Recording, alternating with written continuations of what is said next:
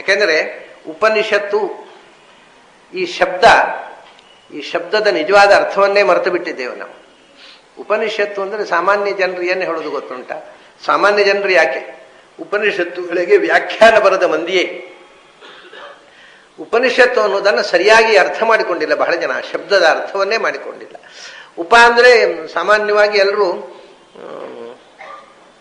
ಉಪ ಅಂದರೆ ಸಮೀಪ ಅಂತ ಒಂದು ಅರ್ಥ, ಹೆಚ್ಚಾಗಿ ಅದನ್ನು ಸಮೀಪ ಅಂತ ಅರ್ಥ.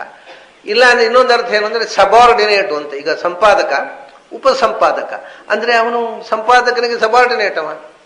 ಅದರಿಂದ ಉಪ ಅಂದರೆ ಅದು ಸೆಕೆಂಡರಿ, ಫಸ್ಟ್ ಅಲ್ಲ, ಎರಡನೇ ದರ್ಜೆ.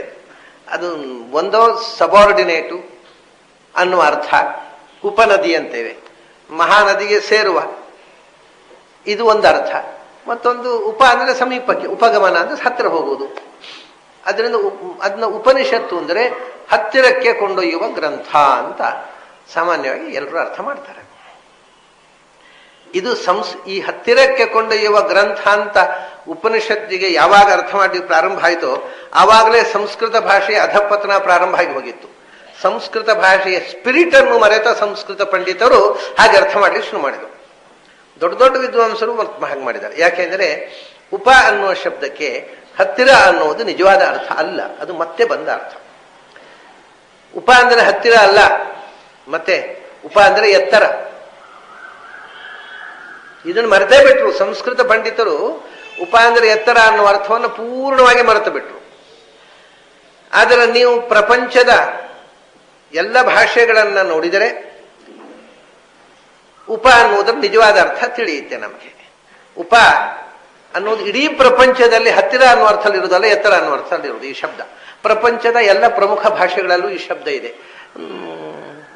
ಉಪ ಇಂಗ್ಲಿಷ್ನಲ್ಲಿ ಏನಾಯ್ತು? ಅಪ್ಪ ಆಯ್ತು ಅಷ್ಟೇ.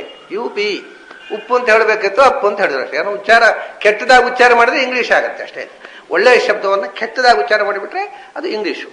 ಅಪ್ಪು ಅಂದರು, ಉಪರ ಅಪ್ಪರ್ ಅಂದರು. ಇದೇನರ್ಥ? ಹತ್ತಿರವೋ ಎತ್ತರವೋ? ಅದೇ ಅಪ್ಪರ್ ಜರ್ಮನ್ ಭಾಷೆಯಲ್ಲಿ ಓಬೆರ್ ಆಯಿತು, ಹಿಂದಿಯಲ್ಲಿ ಊಪರ್ ಆಯಿತು, ಕನ್ನಡದಲ್ಲಿ ಉಪ್ಪರಿಗೆ ಆಯಿತು. ಇಲ್ಲಿ ಏನರ್ಥ? ಹತ್ತಿರವೋ ಎತ್ತರವೋ? ಎಲ್ಲ ಪ್ರಪಂಚದ ಯಾವ ಭಾಷೆಯಲ್ಲಿ ನೋಡಿದ್ರು ಉಪ ಅಂದರೆ ಉಪರಿ, ಮೇಲೆ ಅಂತ ಅರ್ಥ, ಎತ್ತರ ಅಂತ ಅರ್ಥ.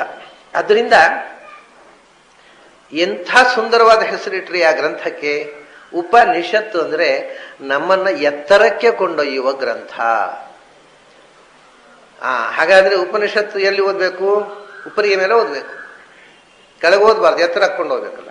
ಈಗ ಪರವಾಗಿಲ್ಲ, ನಾನು ಸ್ವಲ್ಪ ಎತ್ತರದಲ್ಲಿದ್ದೇನೆ, ನೀವು ಕುರ್ಚಿಯಲ್ಲಿ ಕೂತವ್ರು ನೀವೆಲ್ಲ ತೊಂದರೆ ಆಯ್ತಲ್ಲ. ನಿಮಗೆ ಉಪನಿಷತ್ತು ಇಲ್ಲ ಅಂತ ಆಯ್ತಲ್ಲ ಕೆಳಗೆ ಕೂತವರಿಗೆ. ಕುರ್ಚಿಯಲ್ಲಿ ಕೂತವರು ಉಪನಿಷತ್ತಿಗೆ ಸ್ವಲ್ಪ ಎತ್ತರ ಇದ್ದಾರೆ, ನಾನು ಸ್ವಲ್ಪ ಎತ್ತರದಲ್ಲಿ. ನಮ್ದೆಲ್ಲ ಉಪನಿಷತ್ತು. ನಿಮಗೆ ಕೆಳಗೆ ಕೂತವ್ರ ಗತಿ ಏನು?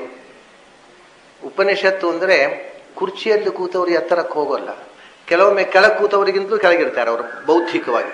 ಕೂಡ್ಲಿಕ್ಕೆ ಒಂದು ಕುರ್ಚಿ ಇದೆ ಅಷ್ಟೇ. ಬೌದ್ಧಿಕವಾಗಿ ಕೆಳಗೆ ಕೂತು ಕೇಳೋರಿಗಿಂತೂ ಅದು ಹೋಗಿ ಗತಿಯಲ್ಲಿ ಇರ್ತಾರೆ ಅವರು. ಅದರಿಂದ ಫಿಸಿಕಲ್ ಇಲಿವೇಶನ್ ಅಲ್ಲ, ಎತ್ತರ ಅಲ್ಲ, ಇಟ್ಸ್ ಎ ಮೆಂಟಲ್ ಇಲಿವೇಶನ್. ಮಾನಸಿಕವಾಗಿ ನಮ್ಮನ್ನು ಎತ್ತರಕ್ಕೆ ಕೊಂಡೊಯ್ಯುವ ಗ್ರಂಥ. ಏನು ಸುಂದರವಾದ ಹೆಸರು!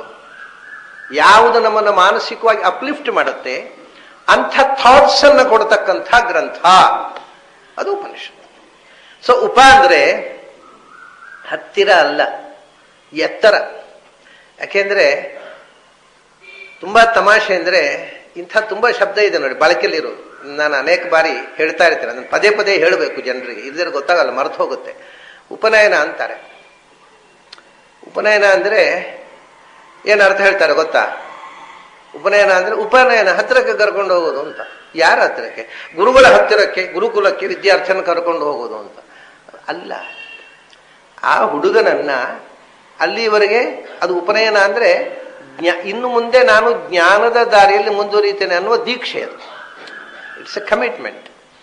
ಆದ್ದರಿಂದ ಅವನನ್ನ ಜ್ಞಾನದ ಎತ್ತರಕ್ಕೆ ಕೊಂಡೊಯ್ಯುವುದು, ಅಲ್ಲಿ ಕೂಡ ಹತ್ತಿರಕ್ಕೆ ಅಲ್ಲ.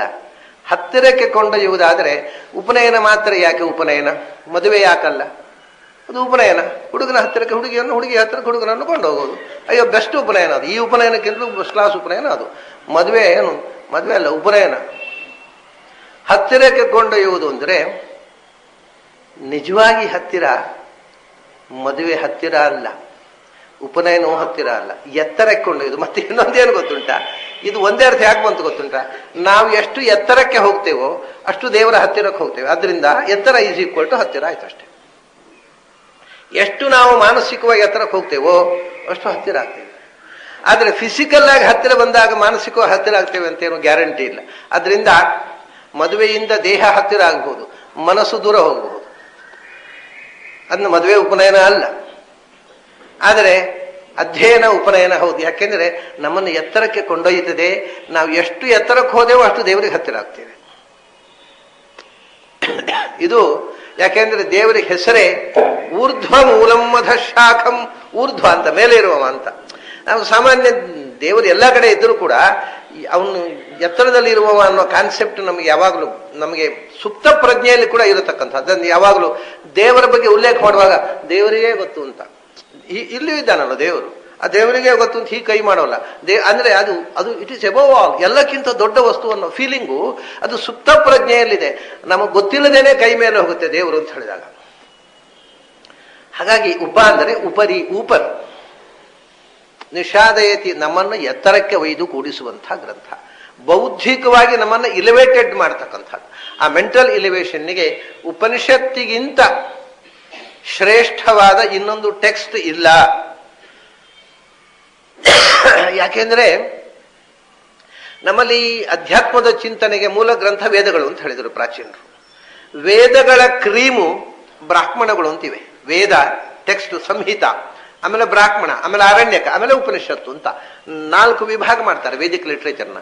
ಸಂಹಿತಾದ ಕ್ರೀಮು ಬ್ರಾಹ್ಮಣ, ಬ್ರಾಹ್ಮಣದ ಕ್ರೀಮು ಅರಣ್ಯಕ, ಆರಣ್ಯಕದ ಕ್ರೀಮು ಉಪನಿಷತ್ತು. ಸೊ ಉಪನಿಷತ್ತು ಅನ್ನೋದು ಅದು ಹಾಲಿನ ಕೆನೆ ಇದ್ದ ಹಾಗೆ, ಅಥವಾ ಸಮಗ್ರ ವೈದಿಕ ಸಾಹಿತ್ಯದ ಎಸೆನ್ಸ್ ಇದ್ದ ಹಾಗೆ. ಹೇಗೆ ಭಗವದ್ಗೀತೆ ಇಡೀ ಮಹಾಭಾರತದ ಎಸೆನ್ಸ್ ಸಾರವೋ, ಭಗವದ್ಗೀತೆ ಅನ್ನೋದು ಇಡೀ ಮಹಾಭಾರತದ ಸಾರವೋ ಅಥವಾ ಇಡೀ ಭಾರತೀಯ ತತ್ವಜ್ಞಾನದ ಸಾರವೋ, ಹಾಗೆ ವೇದಗಳ ಸಾರ, ಅದರ ಪೂರ್ತಿ ಸಾರವನ್ನ ಸಂಗ್ರಹ ಮಾಡಿದ ಕಂಡೆನ್ಸ್ಡ್ ಪಿಲ್ಸ್ ಅಂತಾರೆ ನಾವು. ಹಾಗೆ ಅದು ಕಂಡೆನ್ಸ್ಡ್ ಪಿಲ್ಸ್ ಇದ್ದ ಹಾಗೆ ಉಪನಿಷತ್ತುಗಳು. ನಮಗೆ ಸಮಗ್ರ ವೇದ ಅಧ್ಯಯನ ಮಾಡಲಿಕ್ಕೆ ಆಗದೇ ಇದ್ದವರಿಗೆ ಉಪನಿಷತ್ತಿನ ಚಿಂತನೆ ಮಾಡಿಬಿಟ್ರೆ ಇಡೀ ವೇದದ ಮೆಸೇಜಿನ ಒಂದು ಕಾನ್ಸೆಪ್ಟ್ ನಮಗೆ ಖಚಿತವಾಗಿ ಇಷ್ಟೇ.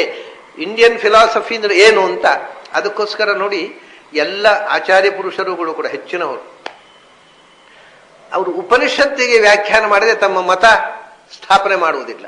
ಮತ ಸ್ಥಾಪನೆ ಮಾಡಬೇಕಾಗಿದ್ದರೆ ಮೂಲಭೂತವಾಗಿ ಪ್ರಸ್ಥಾನತ್ರಯ ಅಂತ ಬ್ರಹ್ಮಸೂತ್ರ, ಭಗವದ್ಗೀತೆ, ಉಪನಿಷತ್ತುಗಳಿಗೆ. ಉಪನಿಷತ್ತುಗಳಿಗೆ ಯಾಕೆ ವ್ಯಾಖ್ಯಾನ ಮಾಡೋದು? ಇಡೀ ವೇದಗಳ ವ್ಯಾಖ್ಯಾನಕ್ಕೆ ಪ್ರತಿನಿಧಿಯಾಗಿ ಉಪನಿಷತ್ತು. ಸಮಸ್ತ ವೇದಕ್ಕೆ ಅನುಗುಣವಾಗಿದೆ ನಮ್ಮ ಫಿಲಾಸಫಿ, ಯಾಕೆಂದ್ರೆ ಉಪನಿಷತ್ತಿಗೆ ಅನುವಾಗಿದೆ ಅಂತ. ಅದು ಸುಲಭ, ಉಪನಿಷತ್ತುಗಳನ್ನು ಸಮನ್ವಯ ಮಾಡಿ ತೋರಿಸ್ತಾರೆ. ಹಾಗಾಗಿ ನಮ್ಮಲ್ಲಿ ಶಂಕರಾಚಾರ್ಯರು ದಶೋಪನಿಷತ್ತುಗಳಿಗೆ ಭಾಷ್ಯ ಬರೆದಿದ್ದಾರೆ. ರಾಮಾನುಜಾಚಾರ್ಯರು ಬರೀಲಿಲ್ಲ. ಆದರೆ ಬರೀಲಿಲ್ಲ ಅಂದ್ರೆ ಅವರು ಏನು ಮಾಡಿದರು ಅಂದ್ರೆ, ಒಂದೊಂದು ಉಪನಿಷತ್ತಿಗೆ ಪ್ರತ್ಯೇಕ ಬರೆಯುವುದು ಯಾಕೆ ಅಂತ ವೇದಾರ್ಥ ದೀಪ ಅಂತ ಇಡೀ ಎಲ್ಲ ಉಪನಿಷತ್ತುಗಳು ಹೇಗೆ ಇಂಟರ್ಪ್ರೆಟ್ ಮಾಡುವುದು ಅಂತ, how to interpret Vedic text ಅಂತ ಒಂದು ಗ್ರಂಥ ಬರೆದರು. ಮಧ್ವಾಚಾರ್ಯರು 10 ಉಪನಿಷತ್ತುಗಳಿಗೆ ಭಾಷ್ಯ ಬರೆದಿದ್ದಾರೆ. ಹೀಗೆ ಉಪನಿಷತ್ತುಗಳನ್ನು ಬಿಟ್ಟು ನಮ್ಮಲ್ಲಿ ತಾತ್ವಿಕ ಚಿಂತನೆಯೇ ಇಲ್ಲ. ಎಲ್ಲ ತಾತ್ವಿಕ ಚಿಂತನೆಗಳಿಗೆ ತಾಯಿ ಬೇರು ಉಪನಿಷತ್ತುಗಳು. ಅಂಥ ಉಪನಿಷತ್ತುಗಳು ಮುಖ್ಯವಾಗಿ ಪ್ರಾಚೀನರು 4 ವೇದಗಳ ಶಾಖೆಗಳಿದ್ದವು ಹಿಂದೆ. ಈಗ ಪ್ರಾಯ ಅದರ ಒಂದು ಶಾಖೆ, ಅದರ ಅನುಯಾಯಿಗಳೇ ಪ್ರಾಯ ಇಲ್ಲ, ಅಥವಾ ಇದ್ರೆ ಎಲ್ಲಿಯಾದರೂ ವಿರಳವಾಗಿ ಉತ್ತರದಲ್ಲಿ ಇದ್ದಾರೇನೋ. ಋಗ್ವೇದದ ಅನುಯಾಯಿಗಳು ಋಕ್ಷಾಖೆಯವರು ಇದ್ದಾರೆ. ಕರ್ನಾಟಕದಲ್ಲಿಯೂ ತುಂಬಾ ಜನ ಇದ್ದಾರೆ, ಎಲ್ಲ ಕಡೆ ಇದ್ದಾರೆ ಭಾರತದಾದ್ಯಂತ. ಯಜುಶಾಖೆಯಲ್ಲಿ 2 ಭಾಗ ಇದೆ, ಶುಕ್ಲ ಯಜುರ್ವೇದ, ಕೃಷ್ಣ ಯಜುರ್ವೇದ ಅಂತ. ಕೃಷ್ಣ ಯಜುರ್ವೇದದ ಅನುಯಾಯಿಗಳು ಹೆಚ್ಚು ಇದ್ದಾರೆ ಕರ್ನಾಟಕದಲ್ಲಿ, ಆಂಧ್ರದಲ್ಲಿ, ತಮಿಳುನಾಡಿನಲ್ಲಿ. ಕೃಷ್ಣ ಯಜುರ್ವೇದ ಅನುಯಾಯಿಗಳು ಹೆಚ್ಚು ಮಂದಿ ಇದ್ದಾರೆ. ಶುಕ್ಲ ಯಜುರ್ವೇದ ಅನುಯಾಯಿಗಳು ಬಹಳ ಕಮ್ಮಿ ಸಂಖ್ಯೆ ಆದರೂ ಇದ್ದಾರೆ. ಮಹಾರಾಷ್ಟ್ರದಲ್ಲಿ ಶುಕ್ಲ ಯಜುರ್ವೇದದಲ್ಲಿ 2 ಭಾಗ ಇದೆ, ಕಾಣ್ವ ಸಂಹಿತೆ ಮತ್ತು ಮಧ್ಯಂಜನ ಸಂಹಿತೆ ಅಂತ. ಈ 2 ಅನುಯಾಯಿಗಳು ವಿಪುಲವಾದ ಸಂಖ್ಯೆಯಲ್ಲಿ ಮಹಾರಾಷ್ಟ್ರದಲ್ಲಿದ್ದಾರೆ. ಸಾಮವೇದದ ಅನುಯಾಯಿಗಳು ಜೈಮಿನೀಯ ಪರಂಪರೆಯ ಅನುಯಾಯಿಗಳು ಕರ್ನಾಟಕದಲ್ಲಿ ಸಾಕಷ್ಟು ಸಂಖ್ಯೆಯಲ್ಲಿದ್ದಾರೆ, ಆದರೆ ಬಹಳ ಕಮ್ಮಿ. ಒಟ್ಟಿಗೆ ನೀವು ಕಂಪೇರ್ ಮಾಡಿದರೆ ಸಾಮವೇದಿಗಳ ಸಂಖ್ಯೆ ಕಡಿಮೆ. ಉತ್ತರ ಭಾರತದಲ್ಲಿ ರಾಣಾಯನಿಯ ಮತ್ತು ಕೌಥುಮ ಶಾಖೆಯ ಸಾಮವೇದಿಗಳಿದ್ದಾರೆ. ಹೀಗೆ ಒಂದು 3 ಶಾಖೆ, ಸಾಮವೇದದ ಒಂದು 3 ಪ್ರಭೇದ ಇದೆ. ಆದರೆ ನನಗೆ ಅಥರ್ವ ವೇದಿಗಳು ಯಾರಾದರೂ ಇದ್ದಾರೆ ಅನ್ನೋದು ನನಗೆ ಈವರೆಗೆ I have not come across. ನನಗೆ ಅಥರ್ವ ವೇದಿಗಳು, ನಾವು ಅಥರ್ವ ಶಾಖೆಗೆ ಸೇರಿದವರು ಅಂತ ಹೇಳೋರು ಯಾರು ಸಿಕ್ಕಿಲ್ಲ. ಆದರೆ ಎಲ್ಲಾದರೂ ಉತ್ತರ ಭಾರತದಲ್ಲಿ ಇದ್ದಾರೇನೋ, ಅಂತೂ ಪ್ರಾಯ ಅದು ಒಂದು ಶಾಖೆ ತಪ್ಪಿ ಹೋಗಿದೆ. ಈ 3 ಶಾಖೆಯವರು ಸುಮಾರಾಗಿ ಇದ್ದಾರೆ. ಈ 4 ಒಟ್ಟಿಗೆ ವೇದ ಶಾಖೆ 4 ಅಂತ ಹೇಳಿದ, ಅಥರ್ವ ಶಾಖೆ ಸೇರಿ. ಈ ಎಲ್ಲ ಶಾಖೆಗೂ ಪ್ರತ್ಯೇಕವಾದಂತಹ ಸ್ವತಂತ್ರವಾದ ಉಪನಿಷತ್ತುಗಳಿವೆ. ಅದು ಋಗ್ವೇದಕ್ಕೆ ಸಂಬಂಧಪಟ್ಟದ್ದು ಮಹೈತರೇಯ ಉಪನಿಷತ್ತು ಅಂತ. ಅದು ಮಹೈತರ ಯಾಕೆ ಹೇಳಿದ್ರೆ, ಹೀಗೆ ಇದು ಮಹಾನಾರಾಯಣ ಮತ್ತೊಂದು ನಾರಾಯಣ ಉಪನಿಷತ್ತು ಇಲ್ವಾ, ಹಾಗೆ ಮಹೈತರೇಯ ಉಪನಿಷತ್ತಿನ ಒಂದು ಭಾಗವನ್ನು ಐತರೇಯ ಉಪನಿಷತ್ತು ಅಂತ ಈಗ ಪ್ರಿಂಟ್ ಮಾಡ್ತಾರೆ. ನಿಮಗೆ ಈ ರಾಮಕೃಷ್ಣ ಆಶ್ರಮದವರು ಪ್ರಿಂಟ್ ಮಾಡಿದ ಐತರೇಯ ಉಪನಿಷತ್ತು ಉಂಟಲ್ಲ, ಅದು ಐತರೇಯ ಉಪನಿಷತ್ತಿನ ಒಂದು ತುಂಡು. ಅದು ಇನ್ನೂ ಉಪನಿಷತ್ತು ಇದೆ ಅಂತ ಅವರಿಗೂ ಗೊತ್ತಿಲ್ಲ, ಪಾಪ ಪ್ರಿಂಟ್ ಮಾಡುವವರಿಗೂ ಗೊತ್ತಿಲ್ಲ, ಅನುವಾದ ಮಾಡುವವರಿಗೂ ಗೊತ್ತಿಲ್ಲ. ಅರ್ಧ ಉಪನಿಷತ್ತು ಪ್ರಿಂಟ್ ಮಾಡಿ ಐತರೇಯ ಉಪನಿಷತ್ತು ಅಂತ ಜನಕ್ಕೆ ಕೊಡ್ತಾ ಇದ್ದಾರೆ.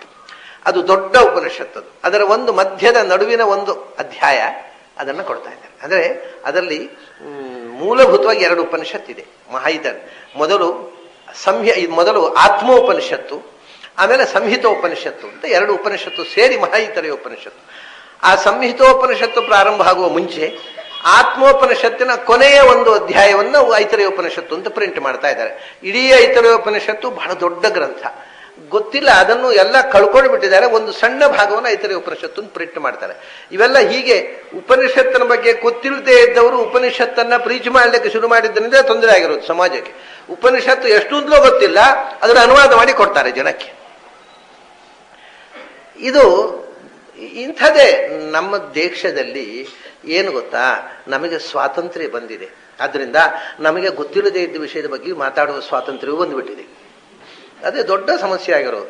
ಯಾಕೆಂದ್ರೆ we are not aware of our own ignorance. ನಮಗೆ ಗೊತ್ತಿಲ್ಲ ಅನ್ನೋದನ್ನು ಮರೆತು ಎಲ್ಲದರ ಬಗ್ಗೆಯೂ ಮಾತಾಡುವುದಕ್ಕೆ ನನಗೆ ಗೊತ್ತಿದ್ದ ವಿಷಯ ಮಾತಾಡುವ ಮುಂಚೆ ನಾನು ತಿಳ್ಕೊಂಡಿರ್ಬೇಕು ಅನ್ನುವಂಥ ಪ್ರಜ್ಞೆ ಹೊರಟು ಹೋಗಿದೆ. ಎಲ್ಲದರ ಬಗ್ಗೆಯೂ ಇರ್ರೆಸ್ಪಾನ್ಸಿಬಲ್ ಸ್ಟೇಟ್ಮೆಂಟ್ಸ್, ಕಮೆಂಟ್ಸ್. ನಮ್ಮ ರಾಜಕಾರಣಿಗಳು ಅದಕ್ಕೆ ಹೇಳಿಕೊಡ್ತಾರೆ, ಮಾರ್ಗದರ್ಶನ ಮಾಡ್ತಾರೆ. ನಾವು ಹಾಗೆ ಇರ್ರೆಸ್ಪಾನ್ಸಿಬಲ್ ಆಗಿ ಮಾತಾಡ್ಲಿಕ್ಕೆ ಅಭ್ಯಾಸ ಮಾಡ್ತಾ ಇದ್ದೀವಿ. ಸೊ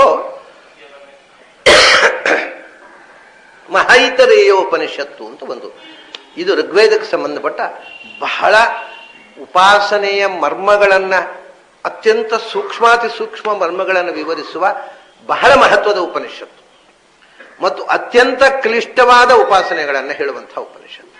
ಅದನ್ನು ಓದಿದರೆ ಸಾಮಾನ್ಯ ಸಂಸ್ಕೃತ ಪಂಡಿತರಿಗೆ ಏನೂ ಕಮ್ಯುನಿಕೇಟ್ ಆಗುವುದಿಲ್ಲ, ಅಂಥ ಒಂದು ಕ್ಲಿಷ್ಟವಾದ ಉಪನಿಷತ್ತು. ಋಗ್ವೇದಕ್ಕೆ ಸಂಬಂಧಪಟ್ಟ 2 ಒಂದಾಯಿತು. ಸಾಮವೇದಕ್ಕೆ ಸಂಬಂಧಪಟ್ಟ 2 ಉಪನಿಷತ್ತುಗಳಿವೆ. ಒಂದು ತಲವಕಾರೋಪನಿಷತ್ತು. ತಲವಕಾರೋಪನಿಷತ್ತು ಅಂದರೆ ಕೆಲವರಿಗೆ ಅರ್ಥ ಆಗೋಲ್ಲ. ಯಾಕೆಂದ್ರೆ ಅವರಿಗೆ ಅದರದ್ದೊಂದು ಕೆಟ್ಟ ಹೆಸರು ಅಭ್ಯಾಸ. ಕೇನೋಪನಿಷತ್ತು ಅಂತ ಹೇಳಿ ಹೇಳಿ ಹೇಳಿ ಅಭ್ಯಾಸ ಆಗಿ ನಿಜವಾದ ಹೆಸರು ಹೇಳಿದ್ರೆ ಅರ್ಥ ಆಗುದಿಲ್ಲ ಯಾರಿಗೂ. ಕೇನೋಪನಿಷತ್ತು ಅಂತ ಒಂದು ಉಪನಿಷತ್ತಿಲ್ಲ. ಅದು ಕೇನೇಶಿತಂ ಪತತಿ ಪ್ರೇಷಿತಂ ಮನಃ ಅಂತ ಕೇನ ಅನ್ನುವ ಶಬ್ದದಿಂದ ಶುರುವಾಗುವುದರಿಂದ ಸುಲಭ. ಯಾರು ಕೇನೋಪನಿಷತ್ತು ಅಂದ್ರು, ಸುಲಭನ ಶಬ್ದ ಹೇಳೋದು. ಅದರ ಹೆಸರು ತಲವಕಾರೋಪನಿಷತ್ತು ಅಂತ. ಅದು ತಲವಕಾರ ಶಾಖೆ ಅಂತ ಒಂದು ಸಾಮವೇದದ ಶಾಖೆ ಇತ್ತು, ಅದಕ್ಕೆ ಸಂಬಂಧ. ಅದು ತಲವಕಾರ ಅಂದ್ರೆ ಜೈಮಿನಿಯ ಶಿಷ್ಯ, ಜೈಮಿನಿಯ ಶಾಖೆ. ವೇದವ್ಯಾಸರ ಶಿಷ್ಯರು ಜೈಮಿನಿಯ ಶಿಷ್ಯ ತಲವಕಾರ. ತಲವಕಾರನ ಶಿಷ್ಯರಿಗೆಲ್ಲ ತಲವಕಾರರು ಅಂತ ಹೆಸರು ಬಂತು. ಯಾಕೆ? ಅವರು ತಳವಾದ್ಯಕಾರರು. ತಲವಕಾರರು ಅಂದರೆ ತಾಳವಾದ್ಯಕಾರರು. ಅಂದ್ರೆ ತಾಳ ಹಾಕಿ ಸಾಮವೇದವನ್ನು ಹಾಡ್ತಾ ಇದ್ದವರು. ಈಗ ಇಲ್ಲ ಅದು. ಈಗ ಸಾಮವೇದ ತಾಳ ಹಾಕ್ಲಿಕ್ಕೆ ಬರೋಲ್ಲ. ಈಗ ಸಾಮವೇದವನ್ನ ಫ್ಲೂಟ್ನಲ್ಲಿ ಬಾರಿಸ್ಬೋದು, ಸಾಮವೇದವನ್ನು ವಯಲಿನ್ನಲ್ಲಿ ಬಾರಿಸ್ಬೋದು, ಸಾಮವೇದವನ್ನು ವೀಣೆಯಲ್ಲಿ ಬಾರಿಸ್ಬೋದು, ಮೃದಂಗದಲ್ಲಿ ಬಾರಿಸ್ಲಿಕ್ಕೆ ಬರೋಲ್ಲ. ಯಾಕಂದ್ರೆ ತಾಳವೇ ಇಲ್ಲ. ತಾಳಬದ್ಧವಾಗಿ ಹಾಡುವ ಒಂದು ಸಂಪ್ರದಾಯ ಇತ್ತು, ಅದನ್ನು ಪೂರ್ಣವಾಗಿ ನಾವು ಮರೆತು ಕಳ್ಕೊಂಡಿದ್ದೇವೆ. ಅವರು ತಳವಕಾರು. ಅದಕ್ಕೆ ಸಂಬಂಧಪಟ್ಟ ಉಪನಿಷತ್ತು ತಳವಕಾರ ಉಪನಿಷತ್ತು. ಆಮೇಲೆ ಇನ್ನೊಂದು ದೊಡ್ಡದು ಛಂದೋಗೋಪನಿಷತ್ತು ಅಂತ, ಅದನ್ನು ಛಾಂದೋಗ್ಯ ಅಂತ ಹೇಳ್ತಾರೆ. ಛಂದೋಗರು ಅಂದ್ರೆ ಸಾಮವೇದಿಗಳು, ಸಾಮವೇದಿಗಳ ಉಪನಿಷತ್ತು ಅಂತ ಹೆಸರು ಅದಕ್ಕೆ. ಹೀಗೆ 2 ಉಪನಿಷತ್ತು ಸಾಮವೇದಕ್ಕೆ ಸಂಬಂಧಪಟ್ಟದ್ದು. ಒಂದು ಸಣ್ಣದು, ಒಂದು ದೊಡ್ಡದು. ತಲವಕಾರ ಅಂದ್ರೆ ಒಂದು ಸರ್ತಿ ನನಗೆ ಆಶ್ಚರ್ಯ. ಅದನ್ನ ನಾನು ಕನ್ನಡಕ್ಕೆ ಅನುವಾದ ಮಾಡಿದೆ. ತಲವಕಾರ ಉಪನಿಷತ್ತು ಅಂತಲೇ ಹೆಸರು ಹಾಕಿ ಪ್ರಿಂಟ್ ಮಾಡಿಸಿದೆ. ನನ್ನ ದುರ್ದೈವದಿಂದ ಒಬ್ರು ಆ ಪುಸ್ತಕ ಓದಿ ನಿಮ್ಮದು ತಲಕಾವೇರಿ ಉಪನಿಷತ್ತು ಓದಿದೆ, ತುಂಬಾ ಚೆನ್ನಾಗಿದೆ. ಇಂಥವ್ರು ಓದಿ ಏನು ಉಪಯೋಗ? ಅವರಿಗೆ ಅದ್ರ ಹೆಸರೇ ತಲಕಾವೇರಿ ಉಪನಿಷತ್ತು ಅಂತ ಹೇಳ್ತಾರೆ. ಇಂಥವ್ರು ಓದಿ ಏನು ಉಪಯೋಗ? ಅವ್ರಿಗೆ ಟೈಟ್ಲೇ ಓದಿಕ್ ಬರೋಲ್ಲ, ಟೆಕ್ಸ್ಟ್ ಏನು ಅರ್ಥ ಆಗಿರ್ಬೇಕು. ಅಂಥ ಪರಿಸ್ಥಿತಿ ನಮ್ಮ ದುರಂತ. ಸರಿ ಆಯ್ತು, ಸಾಮವೇದಕ್ಕೆ ಸಂಬಂಧಪಟ್ಟದ್ದು ತಲವಕಾರ ಉಪನಿಷತ್ತು ಮತ್ತು ಛಂದೋಗ ಎರಡಾಯ್ತು, 3 ಉಪನಿಷತ್ತು ಆಯ್ತು. ಅಥರ್ವ ವೇದಕ್ಕೆ ಸಂಬಂಧಪಟ್ಟು 3. ಒಂದು ಅಥರ್ವಣ ಉಪನಿಷತ್ತು, ಅದನ್ನೇ ಈಗ ಮುಂಡಕ ಉಪನಿಷತ್ತು ಅಂತ ಹೇಳ್ತಾರೆ. ತಮಾಷೆ ಏನು ಅಂದ್ರೆ ಅದು ಮುಂಡಕ ಉಪನಿಷತ್ತು ಅಂತ ಯಾಕೆ ಹೆಸರು ಅಂದ್ರೆ, ಮುಂಡನ ಅಂದ್ರೆ ಕೇಶಮುಂಡನ ಮಾಡಿದಂತಹ ಸನ್ಯಾಸಿಗಳು ಪಠನ ಮಾಡುವ ಉಪನಿಷತ್ತು ಅಂತ ಅದಕ್ಕೆ ಅರ್ಥ ಹೇಳ್ತಾರೆ. ವಸ್ತುತಃ ಅದು ಬ್ರಹ್ಮ ದೇವಾನಾಂ ಪ್ರಥಮ ಸಂಬಭೂವ ಚತುರ್ಮುಖ ಅಥರ್ವನಿಗೆ ಹೇಳಿದ್ದದು. ಅವನು ಚತುರ್ಮುಖನೂ ತಲೆ ಬಳಸಿಕೊಂಡಿರ್ಲಿಲ್ಲ, ಅಥರ್ವನು ತಲೆ ಬಳಸಿಕೊಂಡಿರಲಿಲ್ಲ. ಇಬ್ರು ಮುಂಡಕರಲ್ಲ. ಅವರು ಹೇಳಿದವನು ಮುಂಡಕ ಅಲ್ಲ, ಕೇಳಿ ಫಸ್ಟ್ ಶ್ರೋತೃ ಫಸ್ಟ್ ಇಲ್ಲ. ಸುಮ್ಮನೆ ಆನಂತರ ಪಾಠ ಕೇಳುವ ಯಾರೋ ತಲೆ ಬಳಸಿಕೊಂಡ್ರೆ ಅದಕ್ಕೆ ಆ ಉಪನಿಷತ್ತಿಗೆ ಯಾಕೆ ಆ ಹೆಸರು ಇಡಬೇಕು? ಅದು ಅಥರ್ವಣ ಉಪನಿಷತ್ತು ಅಂತ ಅದರ ಹೆಸರು. ತಲೆ ಬಳಸಿಕೊಂಡವರ ಉಪನಿಷತ್ತು ಅಂತ ಅಲ್ಲ. ಅಂದ್ರೆ ಕೆಲವರು ಒಳಗಿನಿಂದ ಬಳಸಿಕೊಳ್ತಾರೆ, ಏನು ಇರುವುದಿಲ್ಲ ಒಳಗೆ. ಅಂಥವರಿಗೆ ಯಾವ ಉಪನಿಷತ್ತಾದ್ರೂ ಮುಂಡಕೋಪನಿಷತ್ತು ಏನು ಉಪಯೋಗ ಇಲ್ಲ. ಅದು ಯಾಕಂದ್ರೆ ಒಳಗಿಂದ ಪೂರ ಬಳಸಿಕೊಂಡಿರ್ತಾರೆ, ಅವರು ತಲೆಯೇ ಇರೋಲ್ಲ. ಆಮೇಲೆ ಮುಂಡಕೋಪನಿಷತ್ತು ಅಂತ ಅನ್ನುವ ಪ್ರಸಿದ್ಧಿ ಇರುವ ನಿಜವಾದ ಅಥರ್ವಣ ಉಪನಿಷತ್ತು. ಆಮೇಲೆ ಮತ್ತೊಂದು ಪ್ರಶ್ನೋಪನಿಷತ್ತು ಅಥವಾ ಷಟ್ಪ್ರಶ್ನೋಪನಿಷತ್ತು, ಇದು ಅಥರ್ವವೇದದ್ದು, ಪಿಪ್ಪಲಾದ ಶಾಖೆಗೆ ಸಂಬಂಧಪಟ್ಟದ್ದು. 3ನೇದು ಮಾಂಡೂಕೋಪನಿಷತ್ತು. ಅದನ್ನ ತಪ್ಪಾಗಿ ಎಲ್ಲರೂ ಪ್ರಿಂಟ್ ಮಾಡ್ತಾರೆ, ನೀವು ಓದಿದ್ದೀರಿ. ಮಾಂಡೂಕ್ಯೋಪನಿಷತ್ತು ಅಂತ ಒಂದು ಯಾವತ್ತು ಹಾಕಿ ಸುಮ್ಮನೆ ಸುಲಭ ಓದ್ಲಿಕ್ಕಾಗುವುದನ್ನು ಓದ್ಲಿಕ್ಕಾಗದ ಹಾಗೆ ಯಕಾರ ಹಾಕಿ ಮಾಂಡೂಕ್ಯೋಪನಿಷತ್ತು. ಅಷ್ಟು ಕಷ್ಟಪಡಬೇಡಿ, ಅದರ ಹೆಸರು ಮಾಂಡೂಕೋಪನಿಷತ್ತು ಅಂತ. ಕಾಕೆ ಒತ್ತು ಬೇಡ, ಅದು ಅಗತ್ಯ ಇಲ್ಲ. ಮಾಂಡೂಕೋಪನಿಷತ್ತು ಅಂತ 3ನೇದು. ಹೀಗೆ ಋಗ್ವೇದಕ್ಕೆ 1, ಸಾಮವೇದಕ್ಕೆ 2, ಅಥರ್ವೇದಕ್ಕೆ 3, 6, 6 ಉಪನಿಷತ್ತುಗಳಾಯ್ತು. ಯಜುರ್ವೇದಕ್ಕೆ 4. ಹೀಗೆ ಒಟ್ಟು ದಶೋಪನಿಷತ್ತುಗಳು 4 ವೇದಕ್ಕೆ ಸಂಬಂಧಪಟ್ಟು. ಯಜುರ್ವೇದಕ್ಕೆ 4 ಯಾಕೆಂದ್ರೆ ಶುಕ್ಲ ಯಜುರ್ವೇದಕ್ಕೆ 2, ಕೃಷ್ಣ ಯಜುರ್ವೇದಕ್ಕೆ 2. ಕೃಷ್ಣ ಯಜುರ್ವೇದಕ್ಕೆ ಸಂಬಂಧಪಟ್ಟು ಈಗ ಇರುವುದು 2, ಒಂದು ಕಾಠಕೋಪನಿಷತ್ತು, ಮತ್ತೊಂದು ತೈತ್ತಿರೀಯ ಉಪನಿಷತ್ತು. ಶುಕ್ಲ ಯಜುರ್ವೇದಕ್ಕೆ ಸಂಬಂಧಪಟ್ಟದ್ದು 2, ಒಂದು ಯಾಜ್ಞೀಯ ಮಂತ್ರೋಪನಿಷತ್ತು, ಅದನ್ನೇ ಈಶಾವಾಸ್ಯೋಪನಿಷತ್ತು ಅಂತ ಹೇಳ್ತಾರೆ, ಮತ್ತೊಂದು ಬೃಹದಾರಣ್ಯಕೋಪನಿಷತ್ತು. ಹೀಗೆ 10 ಉಪನಿಷತ್ತುಗಳು ಪ್ರಸಿದ್ಧವಾಗಿದೆ. ಈ 10 ಉಪನಿಷತ್ತುಗಳಲ್ಲಿ ತೈತ್ತಿರೀಯ ಉಪನಿಷತ್ತು ಅಂತ ಕೃಷ್ಣ ಯಜುಶಾಖೆಗೆ ಸೇರಿದ ಉಪನಿಷತ್ತು ಉಂಟಲ್ಲ, ಆ ತೈತ್ತಿರೀಯ ಉಪನಿಷತ್ತಿನ ಮುಂದಿನ ಭಾಗವೇ ಮಹಾನಾರಾಯಣ ಉಪನಿಷತ್ತು ಅಂತ. ನಾರಾಯಣಂ ಮಹಾಜ್ಞೇಯಂ ವಿಶ್ವಾತ್ಮಾನಂ ಪರಾಯಣಂ ಏನು ಸಾಮಾನ್ಯ ಪಾರಾಯಣದಲ್ಲಿ ಬಳಕೆಯಲ್ಲಿ ಇರತಕ್ಕಂಥ ಮಹಾನಾರಾಯಣ ಉಪನಿಷತ್ತು ಅನ್ನೋದು ಹೇಗೆ ಮಹೈತರೆಯ ಉಪನಿಷತ್ತಿನಲ್ಲಿ 2 ಉಪನಿಷತ್ತು ಸೇರಿ ಮೊದಲು ಆತ್ಮೋಪನಿಷತ್ತು ಆಮೇಲೆ ಸಂಹಿತೋಪನಿಷತ್ತು, ಹಾಗೆಯೇ ತೈತ್ತಿರೀಯ ಉಪನಿಷತ್ತನ್ನೇ ನೀವು ಮಹಾತೈತ್ತಿರೀಯ ಉಪನಿಷತ್ತು ಅಂತ ಇಟ್ಟುಕೊಂಡ್ರೆ ಮೊದಲನೆಯದ್ದು ಭೃಗು ಉಪನಿಷತ್ತು, ಅದರ ನಂತರ ನಾರಾಯಣ ಉಪನಿಷತ್ತು, ಅಥವಾ ಅದಕ್ಕೆ ಮಹಾನಾರಾಯಣ ಉಪನಿಷತ್ತಿಗೆ ಯಾಜ್ಞಿಕಿ ಉಪನಿಷತ್ತು ಅಂತ ಹೇಳ್ತಾರೆ. ಯಾಕೆಂದ್ರೆ ಎಲ್ಲ ಮಂತ್ರಗಳಿರುವುದು ಅದರಲ್ಲಿ. ಈ ಸಂಧ್ಯಾ ವಂದನೆ ಮಂತ್ರಗಳು, ಪೂಜೆಯ ಮಂತ್ರಗಳು, ಎಲ್ಲಾ ಮಂತ್ರಗಳಿರುವುದು ಮಹಾನಾರಾಯಣ ಉಪನಿಷತ್ನಲ್ಲಿ. ಇವತ್ತು ಬಳಕೆಯಲ್ಲಿರುವ ಹೆಚ್ಚಿನ ಮಂತ್ರಗಳು ನಿಮ್ಮ ಪ್ರಾಣಾಯಾಮ ಆಚಮನೆಗೆ ಸಂಬಂಧ ಎಲ್ಲ ಅನುಷ್ಠಾನಗಳಿಗೆ ಸಂಬಂಧಪಟ್ಟ ಮಂತ್ರಗಳು ಸಾಮಾನ್ಯ ಹೆಚ್ಚಿನ ಬಹುವಂಶ ಸುಮಾರು 90% ಮಂತ್ರಗಳು ಇರುವುದು ಆ ಮಹಾನಾರಾಯಣ ಉಪನಿಷತ್ತು. ಅದು ತೈತ್ರಿಯ ಉಪನಿಷತ್ತು ನಾವೇನು ಹೇಳ್ತೇವೆ, ಅದರ ಮುಂದಿನ ಭಾಗ. ಹಾಗಾಗಿ ಅದನ್ನು ನೀವು ದಶೋಪನಿಷತ್ನಲ್ಲೇ ಮಹಾ ತೈತ್ರಿಯ ಉಪನಿಷತ್ತು ಅಂತ ಸೇರಿಸ್ಕೊಂಡು ಬಿಡಬಹುದು.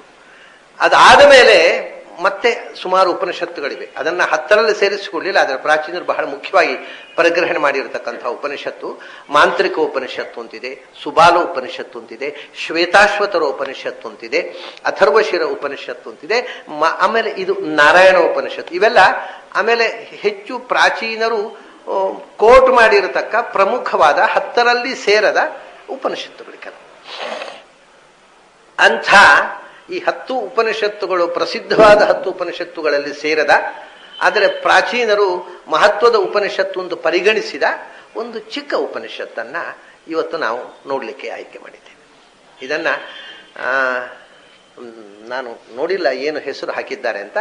ನಾನು ಕೇಳಿದ್ದಕ್ಕೆ ಬರೇ ನಾರಾಯಣ ಉಪನಿಷತ್ತಿನ ಬಗ್ಗೆ ಅಂತ ಹೇಳಿದ್ರೆ ಎಲ್ಲರೂ ಮಹಾನಾರಾಯಣ ಉಪನಿಷತ್ತು ಅಂತ ತಿಳ್ಕೊತಾರೆ. ಅದಕ್ಕೆ ನಾನು ಹೇಳಿದೆ ಅಣುನಾರಾಯಣ ಉಪನಿಷತ್ತು ಅಂತ ಹಾಕ್ರಿ ಅಂತ ಹೇಳಿದ್ದೆ. ಇದಕ್ಕೆ ಹೆಸರು ಅಣುನಾರಾಯಣ ಉಪನಿಷತ್ತು ಅಂತ ಅಲ್ಲ, ಇದು ದೊಡ್ಡದಲ್ಲ, ಸಣ್ಣದು, ಆದ್ರಿಂದ ಆ ಹೆಸರು ನಾರಾಯಣ ಉಪನಿಷತ್ತು ಅಂತ ಸಾಕು. ಆದ್ರೆ ಬರೀ ನಾರಾಯಣ ಉಪನಿಷತ್ತು ಅಂತ ಎಲ್ಲರೂ ಈಗ ಪಾಪ್ಯುಲರ್ ಆಗಿರತಕ್ಕ ನಾರಾಯಣ ಉಪನಿಷತ್ತು ಅಂತ ತಿಳ್ಕೊಳ್ತಾರೆ, ಗೊತ್ತಾಗೋಲ್ಲ. ಅದಕ್ಕೆ ಅಣುನಾರಾಯಣ ಉಪನಿಷತ್ತಿನ ಬಗ್ಗೆ ಮಾತಾಡ್ತೇನೆ. ವಿಷಯ ಏನು ಹಾಕ್ರಿ ಅಂತ ಕೇಳಿದ್ದಕ್ಕೆ ಹಾಗೆ ಹೇಳಿದ್ದೆ. ವಸ್ತುತಃ ಅಣುನಾರಾಯಣ ಉಪನಿಷತ್ತು ಇದು ನಾರಾಯಣ ಉಪನಿಷತ್ತು, ಅದು ಮಹಾನಾರಾಯಣ ಉಪನಿಷತ್ತು ಅಷ್ಟೇ. ಮಹಾ ಇಲ್ಲದೆ ಇದ್ರೆ ಅಣು ಅಂತಲೇ ಅರ್ಥ. ಇದು